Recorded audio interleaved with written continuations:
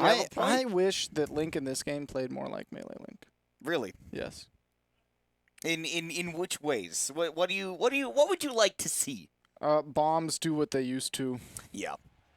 I miss bombs. Bombs? Yeah. You want it? It's yours, my friend. Ever since the TP version of Link, I never thought he was as cool. The toilet paper Link. Yeah. Yes. Much lame. They should have just brought him in as a dog. That was funny. It's Danbi and Orex, winners semifinals. This will be a best of 5, and I'm happy to see Orex playing around with the Palutena. This is a very solid matchup for her, and Orex's Palutena has always just been so clean, so simple. I'm happy to see that it's not just like a whole bracket thing, to my knowledge, because I'm pretty sure I saw him on the Daisy earlier against Mars. Against Marcel. So I believe he is actually going to start doing the counter picky thing. Yeah. Which I love to see. And Palu's amazing for that. She has so many good coverage matchups where, like, one character that will struggle with something very hard, Palu will usually be able to, counteract pretty well. She very much reminds me of, like, Melee Sheik. She has a lot of things that are really easy to use to invalidate certain types of characters. Yes. And, I can agree with then that. whenever you're done with that, you can go back to your other character that does well against the other stuff. Yeah, and Orex right now pretty much invalidating Danbi's ability to approach, because what does Palutena love doing but air-to-air, and what does Yoshi love doing but air-to-air, but Palu's aerials are invincible back air. And also the neutral air, which is a bigger hitbox than most of Yoshi's that he can approach with. I've never seen that back hit of it get something started, but the double jump armor is going to bail Yoshi out at the lower percents when he actually can get it out. And I love Orex going off stage right there to look for something big and delaying the roll where Danbi was looking for it on that, like, immediate first tempo, but Orex just took like a quarter of a second to wait and do that roll so that he didn't get caught by that. What's crazy though is that Danbi was so ready for it. That looked like Yoshi had auto turn. Yeah. Like that was nuts. I think that's one of those things that Danbi picked up on in the moment. That, like, Orex didn't have to think about that. He just knows, right? If somebody's going to try to read this roll, they're going to look for it immediately. So it's, like, already ingrained in you to do that very quickly. And Danbi has it ingrained in him that when he sees that pause, he knows that there's going to be something else he has to look for after that down tilt. Great use of the X so that we can't just freely down tilt at the ledge there. Oh, he jumped into it. Burnt. That's how the dinosaurs went extinct, too. Yeah. They just jumped into the sun. Yeah. It's not a lot of people talk about this. Yeah, we were both there for it. Yeah, honestly, it's kind of sad. Yeah. But they fight back. We do have to move on from things, as one does. Even if they were hundreds of millions of years ago, eventually we've got to learn to move on. It's a price you pay for being immortal. It is a sad price. It is a hefty price. Much like the price that Danbi is paying for being at the ledge against Orex, but fighting his way out with the down tilts. And again, right, Palu's so good at controlling the air that Danbi's had to play either in that short hop range at most or trying to be more grounded. Danbi has definitely done a lot of fighting out of the corner, just fighting to control space. Not a lot of ability to do what he normally wants to do with Yoshi, and that's just moving around because, I mean, Palu's doing it better. Yeah. I mean, she's got some of the best just, overall movement in the game, right? She's very, very versatile in the ways that she can position herself. Ooh, scooping just below the egg. Get that nice multi-hit up air, really strong. Yep. And he's done that up air in that, like, particular way a couple of times. Not that exact position on stage, but to catch the same option, which is Danbi jumping Scoop below the egg and then whoop, right up. Palu's got the great jump height to be able to do that. Like I said, she's got, like, all of the types of mobility that you need. Like, she doesn't have problem, I guess, responding to what you do. It's only a matter of, can she force you to do what she wants you to do? And in that way, Palu can be pretty tough to play because you can't just say, these are my buttons that I throw out and now my opponent is, at a disadvantage, right? You are more built as a responder and not an initiator. And Orex, I mean, that, like, suits him to a T. It really does. That is a great way to actually explain Palu's strength. She really does get a lot stronger when she knows what you are trying to do as a character. And being able to react to that. Like, she's not a character that gets to play a one-player game. You have to play two-player with Palutena, which is why, you know, it's, again, great if she does win a matchup, because then you can think a little bit easier about what you want to do, but losing matchups can be tough for her. But Orex playing well right now, got the 1-0 lead. Danbi has taken the Palu to Town and City, so Orex is going to get access to some earlier kill confirms, but man, Danbi's got a lot more space, not as a press trying to play around those platforms. I think Orex barely living that up because of the higher blastings of Town and City. Actually kind of coming to bite Danbi here. But it could go back either way, in, nearly doing it by itself. Teleport cancel, and Danbi actually went to cover that, but his timing was just a little bit off. Just a little bit. Orex still making it all the way over. Man, Orex is living forever, as he does. As he does, but Orex at 1,000,000,000% did not have much ledge invincibility, so Danbi was able to just swoosh right in with a noggin flogging. He does swoosh.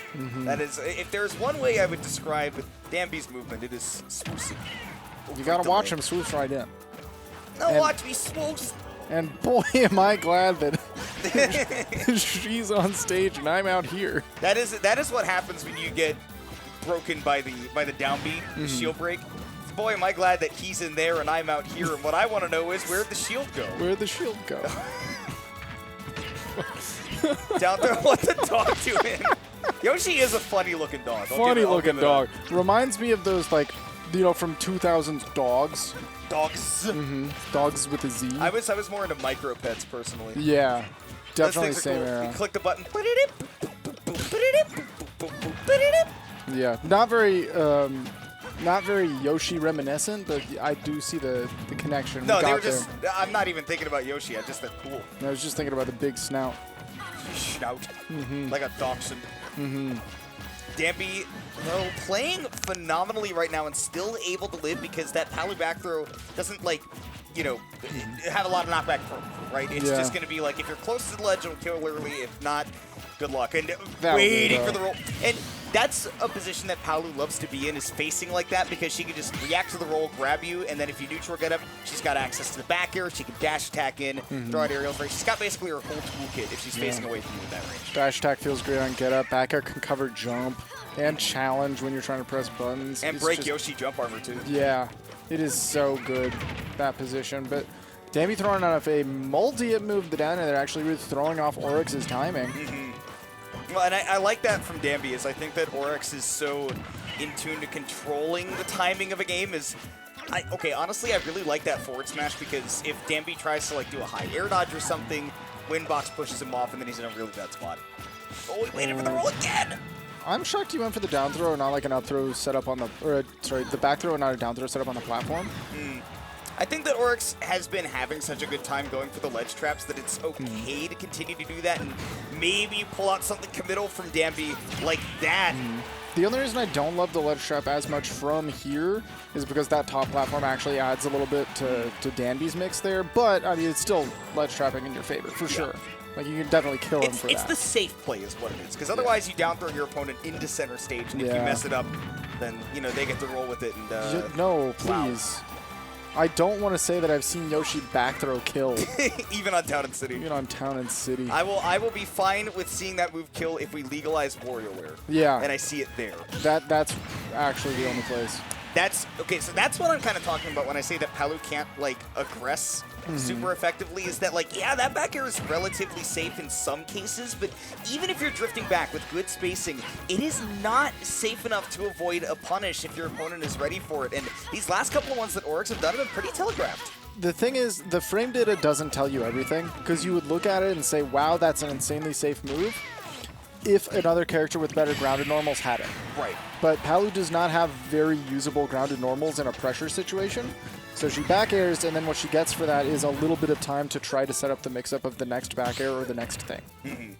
But, yeah, she doesn't get the immediate mix-up. And that time, Danbi, he rolled almost right into Orex's loving arms again, but then had the spot dodge buffered, and just kind of banking on the fact that Orex wasn't perfectly set up in that spot. He was in that entire game waiting for those rolls from ledge, and then just a couple frames. That's all you need to get ahead of him and then finish the game. And he did have the stock to play with to kind of try to risk it. But it's almost like a bait there to roll, right? Roll immediate spot dodge and just hope your opponent is a little bit slow on the trigger finger. That's one of those things that a lot of people will do just because they hope that their opponent tries to react to that roll, and then they're too late, and then you spot dodge, and it's like, it's kind of a scrubby move, right? But Danbi saved it for the perfect moment to where it was actually a very professional scrubby move. When you pull out the scrubby moves once in a blue moon, as a very good and respectable player, that's when it works the most. That's when it is respectable. They never expect you to do it, and that's what makes it good. Yep. But it's not, like, unexpected isn't good if it's bad and you do it all the time. Right. I remember one of the first times I ever watched a Smash stream was back in Smash 4. I was watching Nakat play against a viewer, like a Captain Falcon, and he would run up, spot dodge, and then grab every single time. And eventually Nakat started punishing it, and he was like, bro, why do you keep doing this? And the guy tried to justify it by saying, well, it's a mix-up. Like, it's a mix-up. You don't expect it. He's like, but you've done it 9 times in a row. Yeah, that's not a mix-up I'm going to start anymore. punishing it. That's just what you do. It's a habit. And that's, like you said, if you're a good player, you find a balance between a habit and a mix-up. Absolutely. Oh, my goodness, Danbi. Living on the razor's edge off stage, and it's getting real aggressive, too. Oh, and with no jump, Orex just doesn't have the juice to make it. Yeah, I don't even blame him for missing the tech, because who thought he would have to tech there? I thought he would just die. Yeah, honestly. It's but Danbi's off-stage pressure is so good, and kind of to the degree that, I mean, Palu has a great recovery, but she can't contest you on her way back, so Danbi can just kind of hover out there. Now I'm upset that Orex isn't down throw. Okay. Because those were two. That forward throw, he definitely could have at least gone for the mix, and he still would have had a ledge trap. Yeah. The second one, he just pummeled 4 times. Oh, and then he went for a ledge trap but missed it, so Danbi gets a ledge trap instead, and he's just waiting for a back throw. Yep. That's all he wanted. Orex wants one thing, and it's disgusting. It is disgusting. To kill with back throw 170 is disgusting. To you pew. Okay, double jumping. Yeah, Danbi. Orex has played Danbi enough to know that recovery pattern, right? Oh, he went very low. He's going to drift all the way out and then drift in with an egg. I'm not going to get caught by that. He just barely missed his punish, though. That back air is so safe. Hard for Orex to actually position a punish. Woo! Ooh, does he have? He does have double jump, but Orex, again, showing why that back air is so effective, because Danbi can't risk double jumping in that spot. He'd rather take that second back air, because if you get your timing wrong and that back air hits you, it takes away your double jump. You're dead. And that's exactly what Orex is looking for right now, and that's why Danbi doesn't burn it. He just slowly drifts down with those eggs. Ooh, the last hits of those Fred Flintstone feet. Yoshi, the kind of guy to go. Definitely, that's the kind of guy Yoshi is. Ooh, Oh again. Stop the arm. I'm gonna be late for work. Why did they have the cars? They're just walking anyways. You know, What was the deal with that? it's to look sophisticated. You know, you got to put on an air. Stone Age sophistication. Oh, I love the idea of the up air there. Barely not committing far enough. And they're, going for that down throw, but the mix-up, Danbi doesn't even have to worry about it. Yeah, and it's really only because of the double jump armor and the multi-hit nature of up air. If back air could reach, that would still do it. Or if her up air was like Yoshi up air, then he would have to worry about it breaking the armor. Yeah. Gosh, attack not going to be enough. And this just happens with Palu sometimes, right? Like, you miss your confirmed percents, and now you're just waiting until, you get one whiff like Raw that. back air, back throw. And And luckily, those are good moves. I feel like that's just been all of Orex's Palutena game plan, though, is almost never hitting those windows. Yeah, he hasn't really incorporated the what is it, like the prep phase of Palutena into his game plan. And look, it's still working out for him pretty well.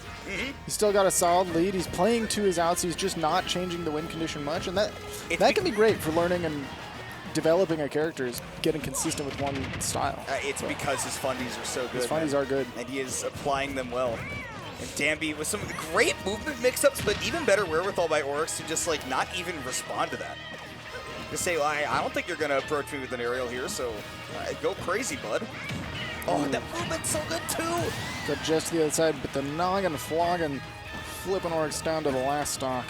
You were talking about it earlier, by the way, how that Palu back air, for example, right? The frame data looks pretty good, but you don't get that many mix-ups on it.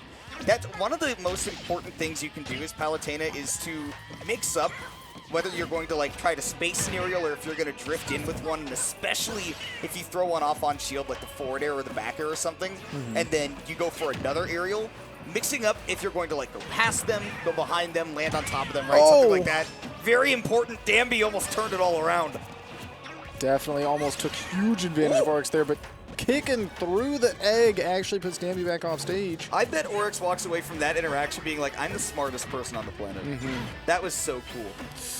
Air dodge to the ledge. Get up attack just in time to punish the forward air. Ooh, and jumping out of the way of that grab, but Danbi waited for Orex to get a little bit impatient. Approach with an aerial, and again, we play the merry-go-round 101% to 129. Both of these players could die to some stray hits. Orex doing such a good job of holding center. Down throw? Nope, that's Orex. He doesn't know how, he doesn't down throw. You know how Xanrio just never down throw dash attacked as well? Yeah, I do. Yeah. And man, Danbi playing a grind of a game 3 and able to come out on top. Danbi's willing to make those mix-ups. Yep. And that's why he took the game. Orex has given him too many chances to live, really high percents, instead of taking the off chance. He doesn't even give Danbi the chance to make a mistake. He says, I trust that you're not going to make a mistake, so I'm not even going to bother. Yeah. But if you just give your opponent a chance to make the mistake, you start not letting them live to 200%. Yeah. No, and that's the whole risk-reward concept kind of in general, just a nutshell, is like, yeah, if you go for the big swing, sometimes you're going to eat a big punish in return, but a safe game plan can only take you so far, especially when, you know, like you said, Orex doesn't have, like, the confirmed percents down. He's not going for things like down throw into back air, so at some point, Danbi's going to start figuring out, right, well, this is how you're going to try to finish a stock, and these are the win conditions, the clear win conditions that I need to play around. It's like one of those situations where it's like, well, why even go for the down throw if I know he's not going to DIN? But it's like, you know, why attack in third strike if they can just parry? It's the meme. Why am I living just to die? Yeah. It's not all about that. You just gotta live. Enjoy some of the simple pleasures of life. There is no ethical consumption under capitalism, but damn it, buy a Hershey's bar. Yeah. Enjoy life. Although probably don't buy a Hershey's bar. No, there's better bars. Yeah, they're better bars. I mean, like, get a cookies and cream. That's good. That's good. And you know what else is good? Danbi. Orex got that game 1, and he has not missed a beat since then. Danbi just consistently living to... Finally, we see a down throw. We do see Orex's greatest fear, Danbi DIing out. And then air dodging right to the ledge, too. But again, then it's a you free get a ledge trap, right? Yeah. You know, you still have... It's not like you've just lost that opportunity, right? Yeah, you're still getting your ledge trap on the exchange, but you're opening up a small chance that you get the thing that wins you games. Right. So why not? And there's again that backer is just so the definition of what Palu does in this matchup. It is probably 70% of the moves that Orex has hit Danbi. That is why we're not seeing it kill. Is he has 3 moves that he's using. Yeah. And none of them are in his confirmed windows. He's playing very solid, fundamental neutral Super Smash Brothers, and some of the fundamental aspects of the game are making that weaker. It has no bite is the problem. That yes, Orex is very clean, but not very clean and polished. But like I said, just no bite to it. But does finally get the kill. Danbi, though, is playing with a big lead. One Digimon the Trading Card Game reference from me and only from me, but it feels like Orex is playing Yellow Hybrid and he doesn't understand that he can just Hybrid Rush for game. You know, it's very funny because I was considering talking about the way that Orex is playing in baseball terms, and I decided against it. Yeah. So now I'm going to. Go ahead, please. Yeah. For you got your Digimon reference. I get my out. baseball reference. I mean, Orex feels like a guy who can throw 100 miles an hour, but the ball doesn't move. It's just a straight ball, and that you see it come out of the hand, and you're like, it's going to be right there. Yep. And then you hit the center of the bat every single time. It's impressive that it's fast, but God, I know where it's going to be. But I know where it's going to be. So, and that's what I'm saying, right? There's no bite to the game, and Danbi has very clearly, right, that first game needed to adjust to hitting 100 miles an hour. Now he has the speed in mind. Now he's batting 1,000. Now he's Look at this guy. Impressive is the word. He is sitting at 32 on his second stock, and Orex is about to die. Down throw again. Danbi going for mix-ups. Danbi going for mix-ups. Oh. Honestly. Hey, look, that'll unsteal the backer. Orex still holding on for dear life, but Danbi is taking risks where he doesn't need to take risks. But he's taking them because he's living life. He's playing the game. He is play the game. And not to say that Orex isn't playing the game. No, but it feels like he's playing with a. It feels like Orex is playing to not lose or playing with a fear, and he's not playing to win. Yeah, that is what it feels like. And at the end of the day, who wants it more? That's who's going to take it, and it is Danbi. Moving on. 3-1. And I think that, playing to seed, you might expect that. Danbi is probably top 3 seeds, top 2 seeds, something like that. I don't know. But it looked a bit uncharacteristic from somebody that in the past I've seen that killer instinct. Yeah, no, I could definitely have seen that be Game 5. I could have seen that go Orex's way, but it felt like his heart wasn't in it. Yeah, a little bit. It kind of seemed like as the set went on, he was in a situation where he needed to kind of search for new answers. Danbi was, answering his quizzes, right? Acing that test and then handing him questions in return, and Orex was having to try to think of answers on the spot and just, couldn't really find any. Stuck with his guns, picked C every time. He never tried to make the hero play. And you never make the hero play if you don't ever attempt for it. You gotta take risks. You can't wait for the opportunity to come to you. No. You gotta create. You have to go grab it with your own 2 hands. Walk forward on your own 2 feet. Keep moving forward. That's my